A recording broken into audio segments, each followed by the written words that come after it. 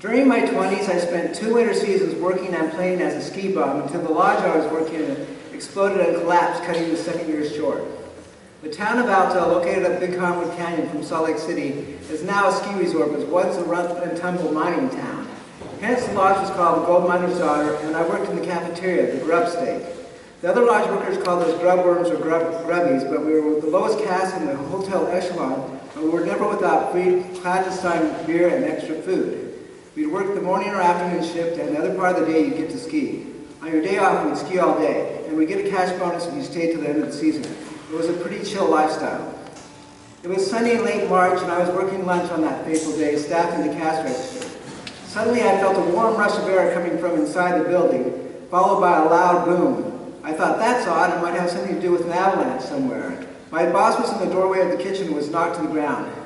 Somebody burst in from the outside and told everybody in the cafeteria that the lodge building had exploded and collapsed, and everybody had better get out. Everyone rushed to the door, piling on. It wasn't the best way to let folks know. It was a good thing nobody was crushed to death. Being on the first floor, I immediately thought of crawling out the window. My boss was on the floor, and the whole place was confusion and panic.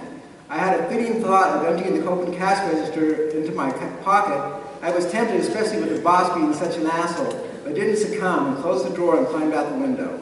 I got outside and looked back at the hotel, and nothing seemed amiss until I walked around the corner and saw that one whole wing of the L-shaped 4-story hotel had collapsed. People had called the Gold Miner's Daughter Motel 8 of Alta because it was made of prefab parts that were brought up the canyon and put together on site. The sides had blown out and concrete layers stacked down upon themselves like pancakes.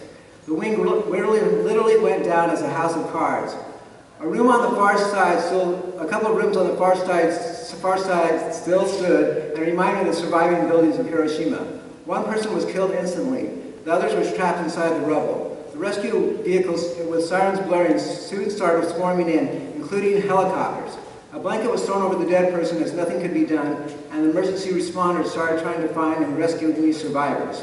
More people would have died, but luckily it was a sunny day and most of the guests and employees were up on the mountain skiing. I still had my apron on from the cafeteria, but went quickly to retrieve some of my necessary items from the employees' quarters in a separate building. It reeks of propane, and thoughts raced through my head as the reality of the explosion started to sink in. My roommate Tom and some other employees went golfing in Salt Lake City without telling anyone. We were freaking out, wondering if they too were buried in the wing's remains. It turned out they were all right, but got quite a surprise when they got to the mouth of the canyon and heard the reason the canyon was closed is the lodge they worked in had blown up. Some fellow workers and I got high in a friend's room in another lodge, discussing the day's events. As the evening fell, we walked over and sat on a low road above the collapsed wing, watching the rescue site. It was now nighttime, and helicopters with their lights shining and emergency vehicles coming and going reminded me of the movie Apocalypse Now. It was artificially lit up with bright spotlights and snow all around, reflecting light. It was all very surreal. Crews were working to free the other people caught inside the building. One girl was pinned by her wrist, and rescuers eventually freed her and were able to save her hand. Later, we were able to go back into the employees' headquarters and get all our belongings. A fellow worker went in to retrieve something in the basement of the lodge person still standing and found his 2-foot-long glass bomb still intact.